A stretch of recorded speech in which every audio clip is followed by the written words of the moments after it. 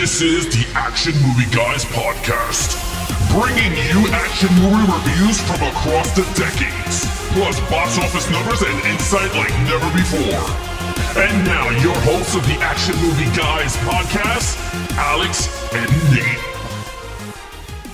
What's up, everyone? Welcome to episode number 182 of the Action Movie Guys podcast. I'm your host, Nate, and this is my co-host, Alex Figueroa. And on this episode, we already did our Spider-Man movie for the week, so now we're getting in the car and we're cruising with Tom through some Tom Cruise movies, some of his non-franchise movies. This week, we're doing a remake of a classic sci-fi story. This is Steven Spielberg's version from 2005, War of the Worlds. Alex, how long has it been since you've seen War of the Worlds? When did the Blu-ray 4K came out? So I believe in 2021, early, maybe? Then that was the last time I saw it. Okay. Yeah. So, fun fact, I saw this movie the day I graduated high school. I went after graduation, and we went to see War of the Worlds, me and some friends, when I was 18. I saw it one more time, maybe 5 or 6 years after that, and I haven't watched it since. So, it's been a really long time. And the funny thing is, I didn't love this movie the first time I saw it. I was like, well, I don't like this that much. So maybe things changed. Maybe things did. Maybe it got worse. You never know. But before we get into that, let's go ahead and give some Rotten Tomato scores. You already know. We always do this. War of the Worlds. This is an interesting one, Alex. This is an interesting one because one of these scores is kind of surprising to me. This has a 75% critic score, which is not bad. I mean, it is a Spielberg film. It's mostly well received. 3 out of 4 critics liked it. Here's the one that's kind of weird. I always thought a lot of people liked this movie. This has a 42% audience score. 42? 42. Yes. So wow.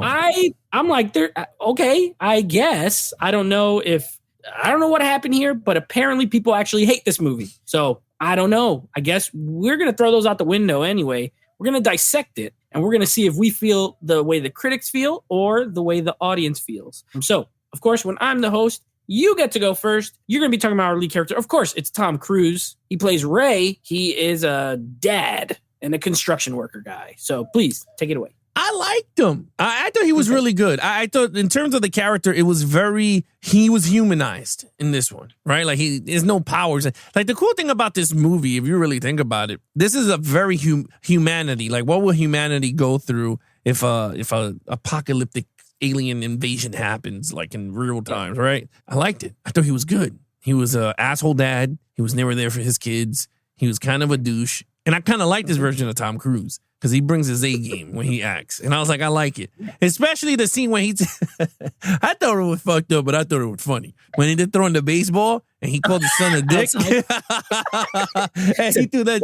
Why you gotta be such a dick? Yeah, throws it through the window, the kid moves out the way. Yeah, so I thought that was cool. And they wearing Boston and Yankee hats, which is funny. I love the other scene, too, where he has the daughter. She goes, I want to go inside. And he goes, lightning doesn't strike twice. Holy shit. Because it used to say, yeah. So I thought that was fun. Very protective of his kids, regardless of how douchey he was. His instincts kicked in when his shit hit the fan. And I liked it. I thought it was good. Look, overall, he was a solid, fun character you could relate to if you have kids, because you do the same thing in that situation. And you see the flaw he had with his children because he doesn't remember most of the stuff. She's allergic to peanuts. He was like, for how long? She said her whole life. So you could tell like he wasn't paying attention much to these kids growing up. And the son, Robbie, was being a douche at the same time. So I gave him a 5. And let me just tell you, the kids were good too.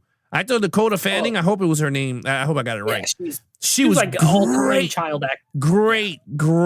She was great. And then her brother, I didn't like much. He was annoying. Justin Chatwin is that. I wasn't crazy with the Chatwin, but I gave my man Tom Cruise a 5. This is gonna I like it. No, so this might come as a surprise.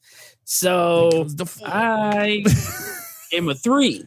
Whoa! I gave him a 3. Now, don't get me wrong. I actually agree with the number of your points. Number 1, I actually think Tom's acting was good because you never see him in this kind of role. You've seen him be cocky, like Maverick in Top Gun. He's cocky, but he's likable. He's not really likable in this movie to me.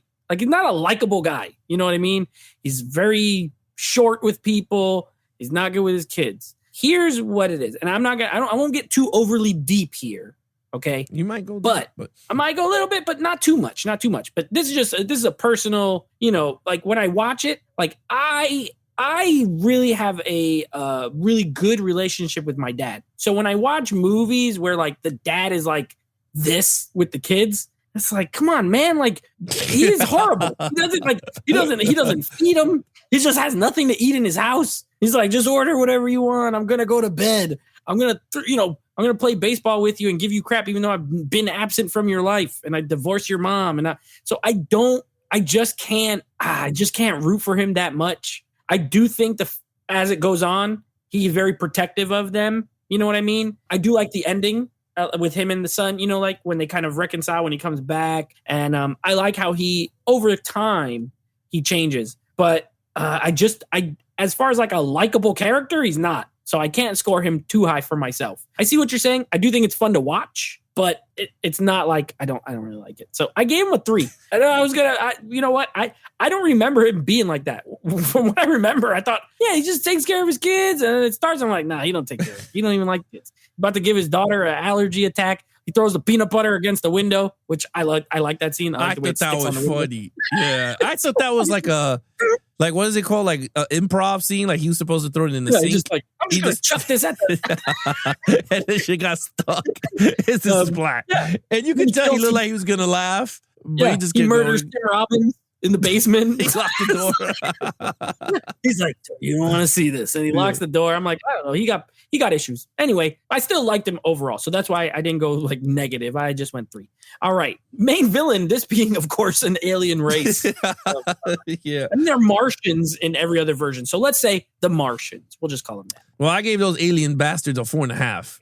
They were good. Oh. They did good. They did good. I mean, it's not like, we're grading them on how evil they were. So if you really think about it, that's pretty much how we're rating evil villains, like how evil they are to because they don't talk. Yeah, so they were good. And I was like, these bastards are bastards. And you know what? That scene in Africa, I don't know, it looked like a Staten Island. But anyway, that with the bridge. In Jersey. Oh, yeah. Okay. Well, with that bridge, that scene alone was like so awesome. When you see it collapsing and he's driving, the scene with the boat was even crazy. I like that scene.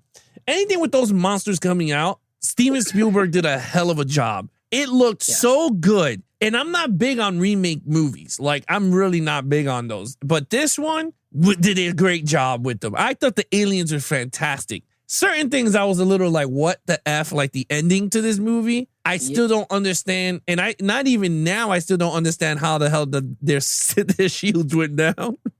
Okay.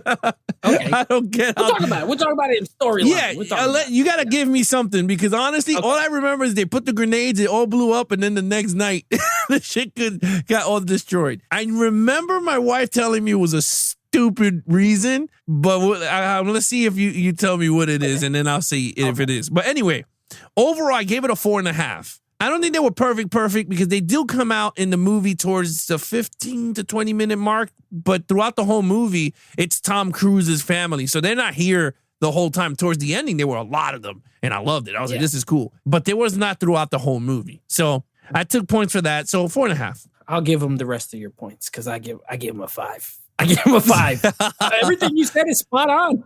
The one thing Spielberg does well, it's spectacle. And these freaking big, ginormous tripod things coming out of the floor is one of the best. I love that first scene when it first comes out and like the way the floor like goes up and then goes down and then it comes up and then it just starts turning people into dust. It just freaking shoots that crazy rainbow colored laser. It looks sick and they just turn into nothing.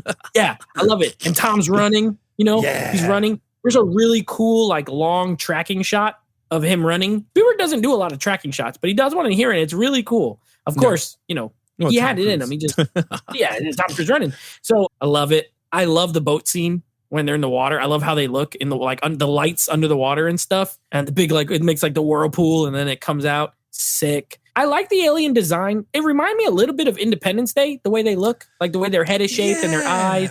Yeah, they kind of look like the out of the suit Independence Day aliens.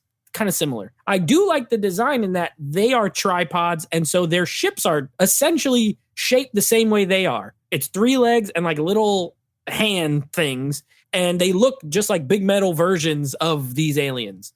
So I do like that. If I have any gripes with them, I have one. Oh, also they take people up and then they turn them into fertilizer blood to make plants. Like, I forgot about that. Yeah, they're you want to talk about evil? They just pick them up, they suck them up into that nasty looking hole, straw butthole, and then they go up and then and then they turn them into red fertilizer spray. It's pretty sick. That. The only nitpick I have with them, and it's in the Tim Robbins scene, is like, why the hell do they keep coming in this house? Like, there's all these things everywhere. And then, like, they send the little arm in and it looks around and it sees nothing, right? Then they come in themselves, like 5 of them, for no reason, except that's where our characters are. And then they look around and then they leave. And then the arm comes back again. Like, you already went in there twice. Why do you keep coming?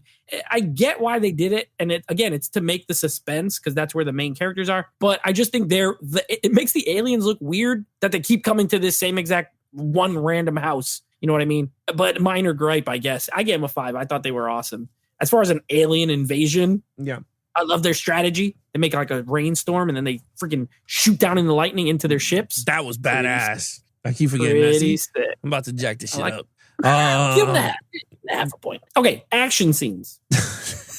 Action scenes are really good. I gave it a 5. Dude, they were good. Like I said, Jersey got demolished. Loved it. Freaking... I again, all the scenes were a lot of memorable scenes. Now, I've seen it fresh, but if you would have told me what scenes, I would have told you right now, the Jersey scenes, the aircraft crashing, which you thought it was like a UFO coming in. That was a damn 7 Boeing 757 crashing down on them. Loved it. I was like, that's pretty cool. You know, the scenes with the blood spilling everywhere. I was shocked. I was like, what is it? And it looked cool. I said, damn, that is a really cool design. The explosions when he ran up the son ran up the hill with the army and you saw that big ball of fire come out. And I was like, man, Steven Spielberg, let me tell you, he needs to dabble into more action movies because he does a good job with action movies. It's just that he doesn't tap into action movies. Like he's into the family adventure movies and not much action. But he's not a straight up action director. He needs to just try it. Remember, we did all the Indiana Jones movies. They have some great action scenes. Yeah. Great set. He's a set piece guy. Yeah. Duel. He's not a pure action guy. Duel was good. That's his only action, I can say, purebred action movie. To be honest with you, it's a car chase. Last week, Minority Report, it didn't have a lot, but when it was there, it was cool. Yeah. So he has potential to do a one movie, like a one. Ready Player One. We gave that up. That was a high score. Yeah, so he's good in that. Anyway, that department. But anyway, I gave it a 5. I thought everything in this movie was awesome. Yeah, I know me and you, we love us some disaster movies. This is essentially a disaster movie in the vein of like Independence Day, where there's aliens and they blow up, a hell of a lot of stuff. You know what I mean? I gave the action a 4. I gave it a 4. I gave it a 4. I agree with you. I think the action scenes are great. There's just only like 3. You know what I mean? Now, the Jersey scene is great. The bridge, when they first come out and then they're vaporized. And then you think it's over. And then there's like a second part to it. You know what I mean? When they take the van and they steal the guy's van. He did tell him to get in, though, not for nothing. He told that guy to get in. And that guy just like, no, man, you can't steal my. And then he got turned to powder. He should have just got in. I don't know, idiot. Turned into Nestle Quick. Yeah. So, there's that scene is great. The opening action scene is great. Again, the one with the boat. And then at the end, you have like they're kind of crashing and breaking through stuff. All the effects they actually hold up really well. I think the movie looks fantastic, even for being almost 20 years old. At this point, the movie's 17 years old. And I think the effects look really great. I love the way it's shot. But just if there was a little more, I probably would have went a little higher. But this is really, really good action in little short bursts, I guess. So it's a 4 for me, a 5 for you. Okay, storyline. I gave it a 4. I thought it was great. It was a great story. It wasn't boring. It was a dad trying to take the kids to Boston. That's what I got from it, right? Well, he's going through an alien invasion. That's really fun. Yeah, mom. Yeah, he's trying to take it to Irwin from. Oh yeah, that's right. That's Irwin, right? Yeah, she's Lord of the Rings. Yeah. Oh, shoot. That's the only 2 movies now that I see her in. Lord of the Rings and this movie. She didn't do nothing. She didn't do jack. But anyway, that's what I got from the storyline. But everything in between was pretty good. Tim Robbins was a little weird, but I enjoyed the storyline. It was okay. The son being annoying, he wanted to fight for the army. Fine, it is what it is. But the alien invasion parts was awesome. I liked it. I thought it was really cool. Hopefully you tell me how their shields went down during the scene, during this category. But other than that, I thought everything was well paced. I thought it was a very well paced, especially for a reboot. Sometimes they go, script by script, but this one looked like they try to make it their own. I haven't seen the original, so I seen it once, and it was a long, long time ago. So I really don't know how this compares to the original. But to me, it looked like it was a fresh take to that original story. So anyway, I gave it a 4. Okay, we're gonna go a little bit opposite directions again here. A little bit opposite because I gave it a 5. You're so backwards today. This is great. We always agree so much. This is good. Oh man, that's funny. I think there's a reason why there's been about 10 versions of this movie made. There's been so many versions of the story told. First of all, you got the original book, the novel it's from like the 1880s or something. Like, it's been around forever and it's never been out of print, by the way. Like, you could still buy this now. Any story that lasts 100+ years in print, you got to respect it. Then you had the Orson Welles radio version, and people thought it was real when they heard it on the radio back in like the 30s. They thought it was so good that they thought it was an actual alien invasion. Then you had like the 50s version. Then you have some crap knockoffs. Then you have this one. So it's been made multiple times, and it's a sci-fi. As far as a story, I think it's a masterpiece, because to have that longevity, I think you got to be great. You know what I mean? So I gave it a 5. Now, as far as the shields thing, so I think I know exactly what you're talking about. And it's the same thing that a lot of people complain about. And it's the ending. The way the aliens lose. So let's just talk about it really quick. Yeah. Because essentially they get sick, for lack of a better way to describe it, because of their immune system is not used to the germs and the bacteria on Earth. So it would be, to me, it's equivalent to if you, right now went to Mars and just try to get off and walk off. There's a good chance you're just going to die. If you probably can't breathe the air. You probably can't, there's something about your body that's not made for that place. And it's the same thing here. Like they just saw this planet, saw the resources, you have the opening monologue and they've been watching and blah, blah, blah. They want to take it over. However, the closing narration, it explains that, humans have been here for so long. If you remember, in the 1700s, you probably die if you got like a splinter in your finger because it will get infected and you will die. You know what I mean? Yeah. Look at now. That doesn't happen, right? You have a lot of diseases the bubonic plague, it killed everybody. And over time, you gain immunity. So the point is that they came here, all this stuff, as soon as they breathed the air and walked around, and the longer they were here, they pretty much got everything all at once and they got sick and died. That is straight from the book. So, I remember I had friends who were like, oh, who came up with that ending that they get sick and die? Well, the original writer came up with it. That's the ending of the story. That's the ending of the book. So they didn't change it. They literally adapted the original. I don't mind it. It makes sense if you really think about it. It's not what everyone wants because it's not like America flying jets in and blowing them all to smithereens. Sure, it's not that, but it makes sense. As far as the shields, as far as I gather, I think the reason why the alien ships are that way, most likely there's some kind of, it's not just them like driving it. It looks organic. If you remember when they get sucked into it, that looks like, it doesn't look like a machine. It looks like flesh, I guess, for lack of a better term. So I'm assuming they are tied to the ship in that way. So if they get sick, the ship essentially doesn't function right. It doesn't work right anymore. And then the shields go down and then they're able to get blown away. So that's how it seems. That's how it's played, but that's the ending. And I know a lot of people complain about it. Oh, the way they die is they get sick. Well, yes.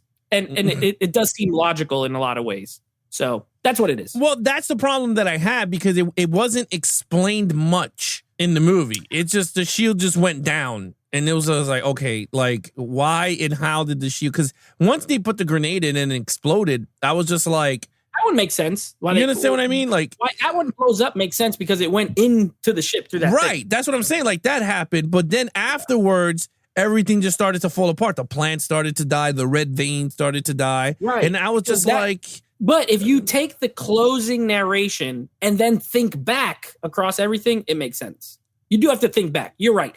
In the moment, it's not explained. I agree with you. Like, they don't figure that out right away.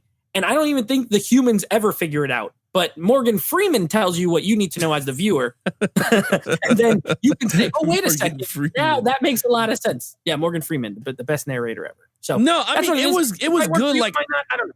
Yeah. I'm not trying to say like it was horrible. I just think that was like a weak explanation to the entire thing. It was just a little weird to me. I was just like, okay, like it just ended. Like it just abruptly ended. Like no, like ended pretty quickly. Yeah, it's a quick end. But anyway, that's pretty much it. Sure enough. Yeah, that's what it is. Okay, overall. My overall is a 5. I think this is an excellent remake. Hopefully we throw into our redon't compare it to the original, but never know. But yeah, I think this is an excellent remake. I think Steven Spielberg and Tom Cruise are a hell of a team. To be honest with you, did 2 good movies back to back that we've seen this month for the Cruising with Tom month. I like the action a lot. There's some slow parts in the movie, but it was actually really fun. Like the scene with when they took the van from the kids, from them. Very crazy. Like I was like, holy shit! Like he should have just plowed through everybody. But I mean, that's just me. But yeah, but other than that, yeah, I gave it a solid 5. Once again. Oh boy, here we go. Once again. A 2.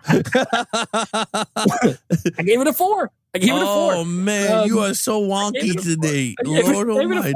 Look, I think it's good. You got to remember, I didn't like this movie the first time I watched it. I didn't like it. So I like it way more than I used to, actually. However, Tom Cruise is too much of a jerk for me to like really root for that much. That affects my overall score. Also, I hate the Tim Robbins scene. It goes on for way too long. He said, I hate it. I like Tim Robbins like as like a paranoid guy, but that scene's like 15 minutes long of just them in this basement, like talking with this crazy guy. So I think it drags a little bit and it slows the pacing. Like to this point, you had momentum, right? Like the movie starts, there's a little bit of talking, then crazy action.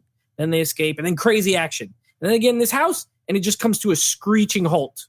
And then I agree. You know what I mean? So that's the only those are kind of my knocks on it is really the main character. Also Dakota Fanning, she's really, really good in this movie, but she screams way too much and it's like really high pitch and annoying. So I can't imagine you watching this with like a sound system. Yeah. Because with my TV speakers, it was driving me nuts. So minor gripes, sure, but for me, an 8 out of 10, so a 4 out of 5. So I think our total might be close, even though we flip-flopped on a lot of categories. What's your total points? 23.5. Oh, you were higher than me. Yeah, I'm at a 21 out of 25. Yeah. 23.5 for you, 21 for me. I guess we agree with the critics. I didn't know so many people didn't like this movie. I think it's a really, really good movie and a great 4K, by the way. I know we don't always talk about it, but looks really fantastic. Very grainy, which I liked it. I thought it was a good grain towards the whole movie. Very different. Very different. Film grain makes the alien ships look cooler to me. Yes, because they look that chrome looks like rusted chrome. Like it didn't look like.